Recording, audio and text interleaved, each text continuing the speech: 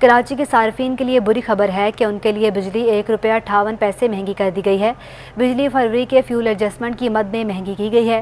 نیپرا نے بجلی مہنگی کرنے کا نوٹیفیکیشن بھی جاری کر دیا ہے۔ کراچی والوں پر ₹1.58 کروڑ کا اضافی بوجھ پڑے گا کہ الیکٹرک نے نیپرا سے ₹3.15 اضافہ مانگا تھا۔ آپ کو بتا رہے ہیں کراچی صارفین کے لیے بری خبر سامنے آئی ہے، ان کے لیے بجلی ₹1.38 مہنگی کر دی گئی ہے۔ کراچی کے شہری بجلی کی قیمتوں میں اضافے پر برس پڑے، کہتے ہیں کہ مسلسل بڑھتی مہنگائی نے جینا حرام کر دیا ہے۔ بعض شہریوں نے نئی حکومت سے صورتحال بہتر بنانے کی اپیل بھی کر دی کہ الیکٹرک جو ہے وہ اوور بلنگ کرتی ہے، اور اس کے بعد جو انہوں نے میٹر لگائے ہوئے ہیں گھر کے اوپر، جب ان کا دل چاہتا ہے ریڈنگ لیتے ہیں، اور کبھی کبھی وہ یہ کہتے ہیں کہ ہم ایوریج ریڈنگ لے لیں گے، اور غریب آدمی کیا کرے گا؟ اگر غریب آدمی ایک بلب یا ایک پنکھا چلاتا ہے اور اس کا بل آتا ہے ₹10,000 یا ₹8,000، تو آپ مجھے بتائیں کہ وہ کیا کرے گا؟ اپنے بچوں کو کھلائے گا، بجلی کا بل دے گا، کیا کرے گا وہ؟ کہ الیکٹرک تو ظالم ہے، اس کے ڈائریکٹروں کو دیکھو، ان کے بڑے بڑے جو آفیسر ہیں ان کو دیکھو، ان کی گاڑیوں کو دیکھو، ان کے گھروں کو دیکھو، ان کے بچوں کے اخراجات کو دیکھو، تو کس سے پورا کریں گے؟ یہ پاکستان کی غریب عوام سے وہ پورا کریں گے، ان کو نوچیں گے، ان کا گوشت کاٹیں گے، ان کی ہڈیوں سے نوچ کے، اور وہ اپنے جو ہے نا گھر کے اخراجات بھی پوری کریں گے اور کے الیکٹرک کا خرچہ بھی پورا کریں گے۔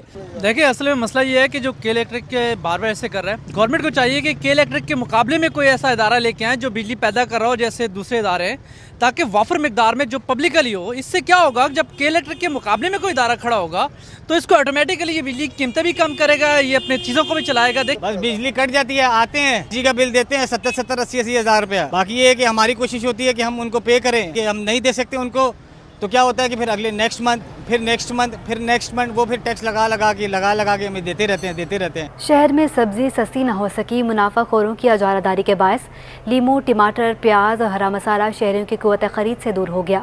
ریٹیل میں لیمو ₹800 فی کلو سے بھی تجاوز کر گیا، جس کے سبب سبزی فروشوں نے لیمو کی فروخت کم کر دی ہے۔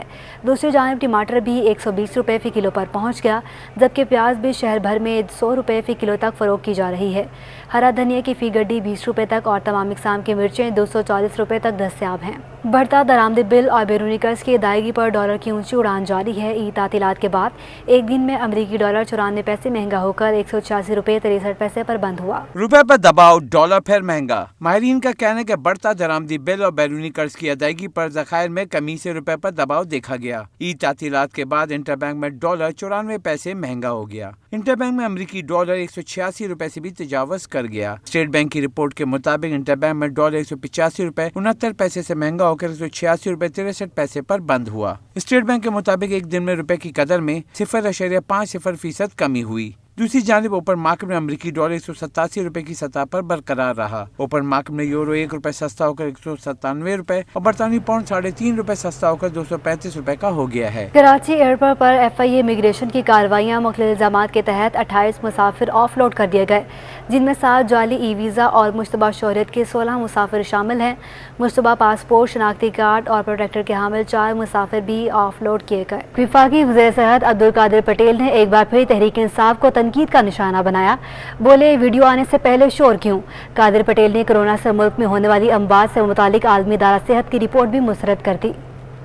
پیپلز پارٹی نے ایک بار پھر PTI کو نشانے پر رکھ لیا۔ وفاقی وزیر صحت قادر پٹیل کا کہنا تھا کہ کچھ افراد کو اپنے لیڈر پر اتنا اعتماد ہے کہ وہ ویڈیو منظر عام پر آنے سے قبل ہی دفاع کیا جا رہا ہے، کیونکہ انہیں اندازہ ہے کہ ویڈیو آ گئی تو پھر مشکل ہو جائے گی۔ لیکن یہ ویڈیو آئی نہیں ہے، کسی سے منقول مجھے بڑے اچھے دوست نے آج ایک واٹس ایپ کیا، یہاں موجود ہے وہ، میں نام نہیں لوں گا، اور میں بڑی خوبصورت بات کی کہ دیکھیں اپنے لیڈر پر اتنا یقین محکم ہونا بہت بڑی بات ہے کہ آنے سے پہلے اس ویڈیو کا اتنا دفاع کیا جا رہا ہے، اور ان کو سب کو پتا ہے کہ وہ ویڈیو آنی ہے تو بڑی گندی ہونی ہے۔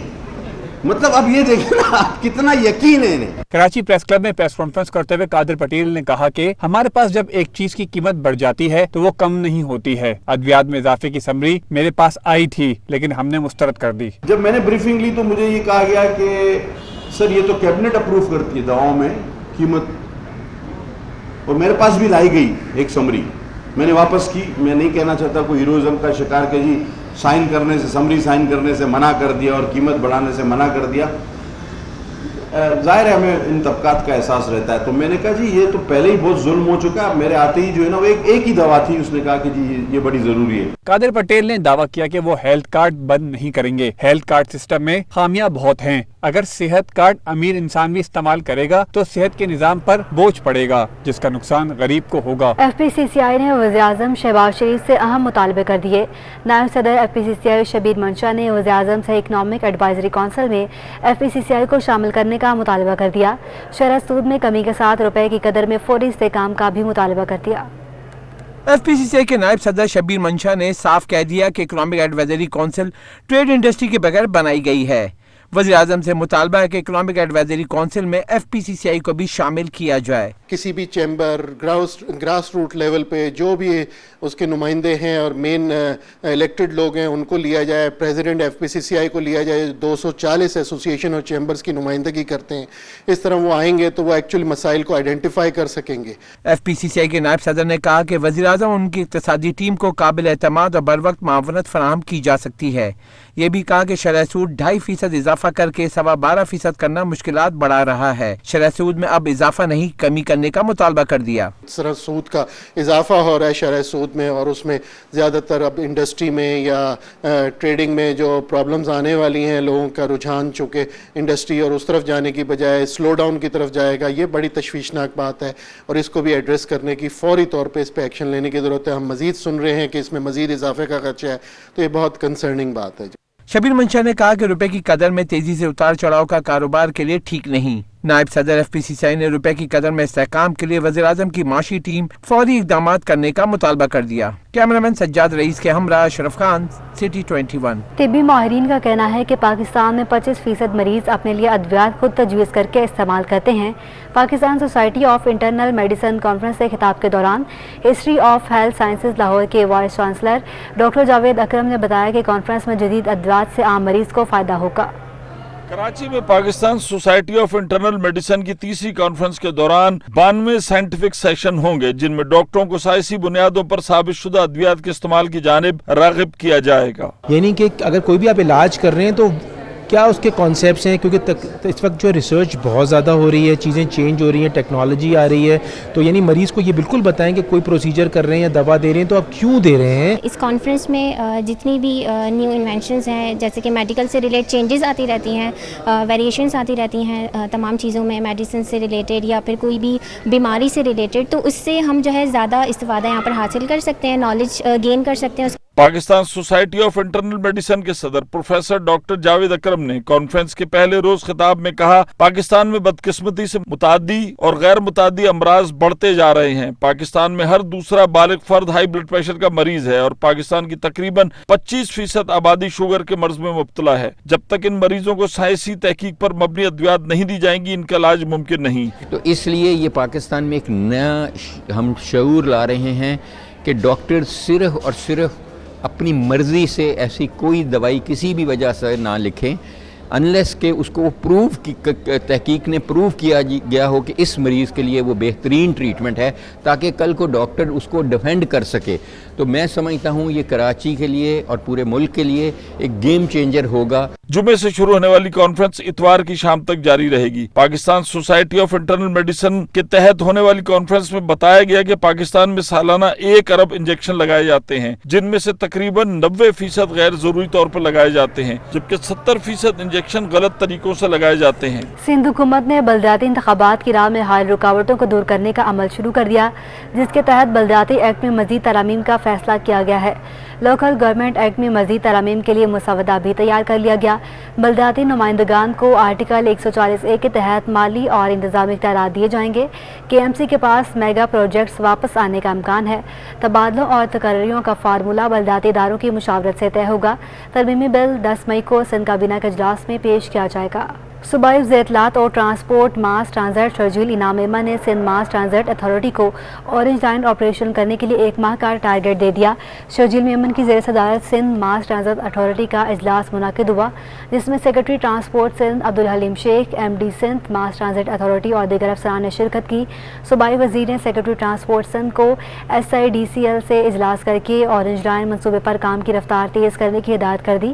انہوں نے کہا کہ وفاقی وزیر منصوبہ بندی احسن اقبال کیجریوال سے وہ خود بات کریں گے تاکہ منصوبہ مکمل کیا جا سکے. انہوں نے کہا کہ اورنج لائن کو 1 ماہ کے اندر آپریشنل کرنا ہے تاکہ اورنگی ٹاؤن اور ملکہ علاقوں کے شہریوں کو محفوظ اور آرام دہ سفری سہولیات فراہم کی جائیں. اجلاس میں بتایا گیا اورنگی ٹاؤن سے بورڈ آف آفس تک اورنج لائن سے منصوبے 98% سول ورکس مکمل ہے جو کہ مکمل طور پر سندھ حکومت کا پروجیکٹ ہے. کراچی سمیت سندھ بھر میں CNG اسٹیشنز بند 72 گھنٹوں کے لیے بند کر دیے گئے. آل پاکستان CNG ایسوسی ایشن سندھ زون کے رہنما سمیر نجم الحسن کا کہنا ہے گیس کے معاملے پر سندھ کے ساتھ سوتیلی ماں جیسا سلوک کیوں رکھا جا رہا ہے. شہر قائد سمیت سندھ بھر کے CNG اسٹیشن 72 گھنٹوں کے لیے بند ہو گئے. SSGC کے سسٹم میں گیس پریشر میں کمی کے باعث گیس لوڈ مینجمنٹ کے تحت CNG اسٹیشن کو بند کیا گیا ہے. آل پاکستان CNG ایسوسی ایشن سندھ زون کے رہنما سمیر نجم الحسن کا کہنا ہے کہ محض ایک ای میل کے ذریعے CNG اسٹیشنز کو گیس کی فراہمی معطل کرنے سے آگاہ کیا گیا. سندھ کے CNG سیکٹر کے ساتھ سوتیلی ماں والا سلوک کیوں رواں رکھا جا رہا ہے؟ مجھے سمجھ سے بالاتر ہے کہ یہ سوتیلا جو بیہیویئر ہے صرف سندھ کے CNG اسٹیشنز کے ساتھ کیوں ہے، کیونکہ ابھی دیکھا جائے تو عید کا چوتھا دن ہے. تمام انڈسٹری سندھ کی جو مکمل طور پہ بند ہے اور اب جا کے جو انڈسٹری ہے ساری کی ساری پیر والے دن کھلے گی. حالانکہ یہاں سے لے کے پورے پاکستان کے اندر تمام CNG اسٹیشن جو ہیں چاہے بلوچستان کے ہوں، KPK کے ہوں یا پنجاب کے ہوں، وہ ہفتے کے 7 دن اور دن کے 24 گھنٹے کھلے ہوئے ہیں. سندھ میں CNG اسٹیشنز آج سے 24 گھنٹے کے لیے پیر کی صبح 8 بجے تک بند رہیں گے. کیمرامین سجاد کے ہمراہ بسیم افتخار، سٹی 21. کراچی سمیت سندھ بھر کے CNG اسٹیشنز کو گیس کی فراہمی معطل کر دی گئی تو وہیں 72 گھنٹوں کے لیے CNG کی بندش نے رکشہ ڈرائیوروں کو مشکلات میں مبتلا کر دیا. کراچی میں 3 روزہ CNG اسٹیشنز کی بندش رکشہ ڈرائیوروں کے ذریعے معاش کو متاثر کرنے کا سبب بننے لگی. CNG رکشہ چلانے والوں نے گیس بندش کو کاروبار متاثر کرنے کا ذریعہ قرار دیا. بولے پیٹرول وارے میں نہیں آتا. CNG آئے دن بند ہونے سے مجبوراً پیٹرول پر رکشہ چلاتے ہیں. CNG پہ ہم گزارا کرتے ہیں بھائی، پیٹرول اتنا مہنگا ہے، اس پہ بالکل ہم لوگ روزی نہیں کما پا رہے ہیں. عمران خان ہمیں روڈ پہ لے آیا ہے. ہم لوگوں نے پیٹرول کیا ہوا ہے کیونکہ بڑے پریشان ہو گئے تھے، روز آئے دن بند. ہم لوگوں نے اسی وجہ سے اپنے پیٹرول کیے ہیں اور پیٹرول میں بھی وارہ نہیں کھا رہا ہے. یہ ہے کہ اپنا گزر سفر کر رہے ہیں، اپنا دیہڑی نکال رہے ہیں، ٹائم پاس کر رہے ہیں.